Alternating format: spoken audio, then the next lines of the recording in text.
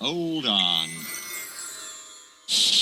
One day, James had to wait at Edward Station till Edward in his train came in. This made him cross. "Late again!" he shouted. Edward only laughed, and James fumed away. "Edward is impossible," he grumbled to the others. "He clanks about like a lot of old iron.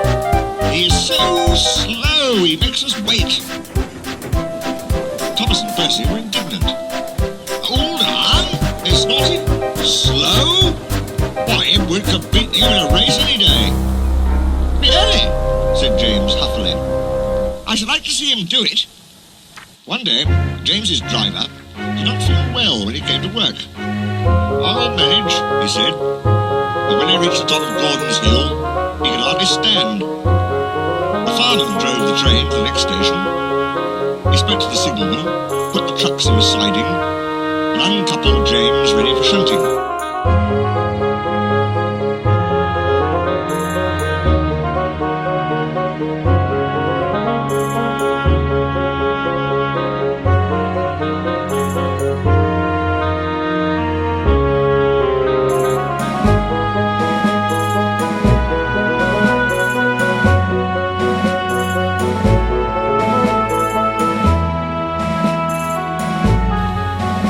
Then he helped the driver over to the station and asked them to look after him and find a relief. Suddenly the signalman shouted, and the fireman turned round and saw James puffing away. He ran hard, but he couldn't catch James, and soon came back to the signal box. The signalman was busy. "All traffic halted," he announced at last. "Up and down main lines are clear for 30 miles, and the inspector's coming." The fireman mopped his face. "What happened?" he asked. "Two boys were on the footplate. They tumbled off when James started. I shouted at them and they ran like rabbits." "Just let me catch them," said the fireman grimly. "I'll teach them to middle the engine." Both men jumped as the telephone rang. "Yes," answered the signalman. "He's here." "Right, I'll tell him. The inspector's coming at once in Edward. He wants a shunter's pole and a coil of wire rope." "What for?" wondered the fireman. "Search me, but you better get him quickly." The fireman was ready and waiting when Edward arrived. The inspector saw the pole and rope. "Good man," he said, jumping. "We'll catch him. We'll catch him," puffed Edward, crossing to the upline in pursuit. James was laughing as he left the yard. "What a lark! What a lark!" he chuckled to himself. Presently, he missed his driver's hand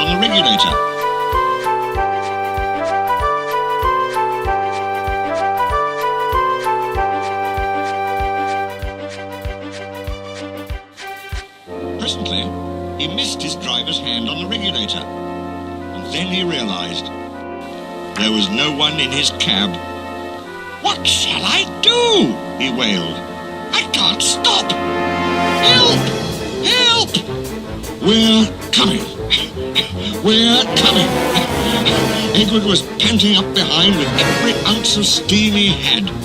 With a great effort, he caught up and crept alongside, slowly gaining till his smoke box was level with James' buffer beam. "Steady, Edward!" The inspector stood on Edward's front, holding a noose of rope in the crook of the shunter's pole. He was trying to slip it over James' buffer. The engine swayed and lurched. He tried again and again.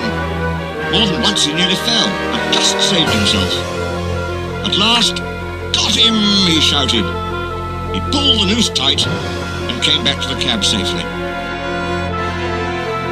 Gently braking, so as not to snap the rope, Edward's driver checked the engine speed, and James's fireman scrambled across and took control. The engines puffed back side by side. "So, the old iron caught you after all," chuckled Edward. "I'm sorry," whispered James. "Thank you for saving me." "That's all right. You were splendid, Edward." The fat controller was waiting and thanking the men warmly. "A fine piece of work," he said. "James, you can rest and then take your train. I'm proud of you, Edward." You shall go to the works and have your worn parts mended. Oh, thank you, sir, said Edward happily. It'll be lovely, not to think. The two naughty boys were soon caught by the police, and their fathers walloped them soundly. They were also forbidden to watch trains till they could be trusted. James's driver soon got well in hospital, and is now back at work. James missed him very much, but he missed Edward more. And you'll be glad to know that when Edward came home the other day, James and all the other engines gave him a tremendous welcome. The Fat Controller thinks he'll be deaf for weeks.